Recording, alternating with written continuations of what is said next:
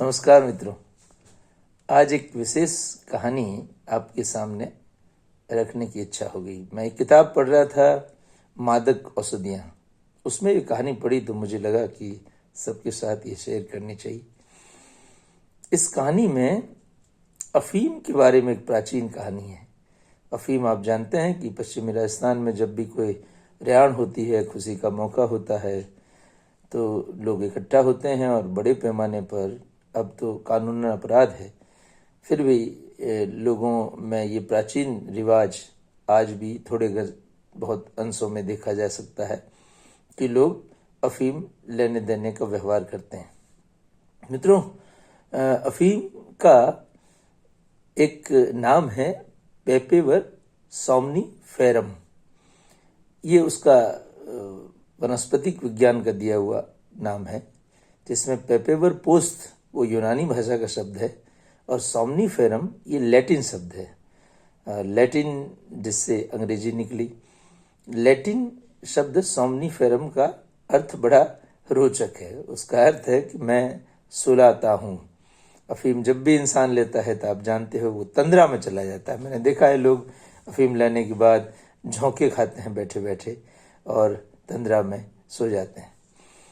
अब इसके साथ एक कहानी इस पुस्तक में लिखी हुई है। कहानी बड़ी रोचक है कि एक ऋषि थे और उनकी झोपड़ी में एक चूहा रहता था। चूहा बिल्लियों से बड़ा परेशान था। बिल्लियां अक्सर उसे परेशान करती थी।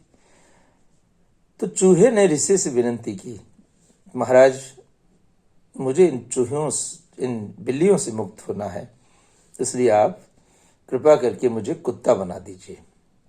अब उसे महाराज ने कहा, ठीक है, तो मैं कुत्ता बना देता हूँ। उसको कुत्ता बना दिया गया।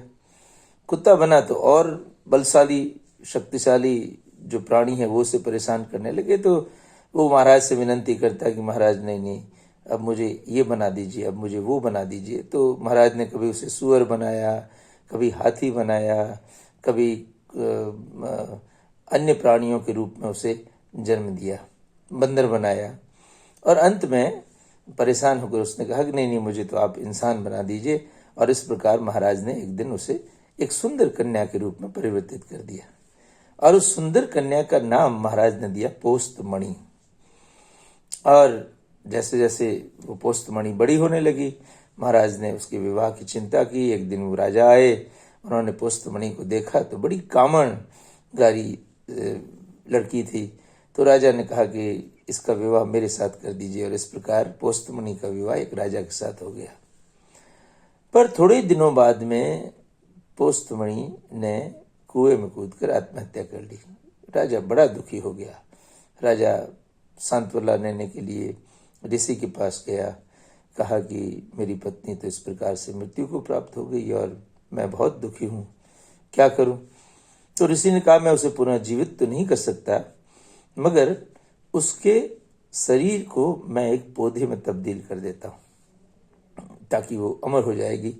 और जब भी उस पौधे के फल कोई खाएगा तो उसमें उन सभी जानवरों के गुण अपने आप आ जाएंगे जो गुण उस पौधे के नशीले पदार्थ में होंगे।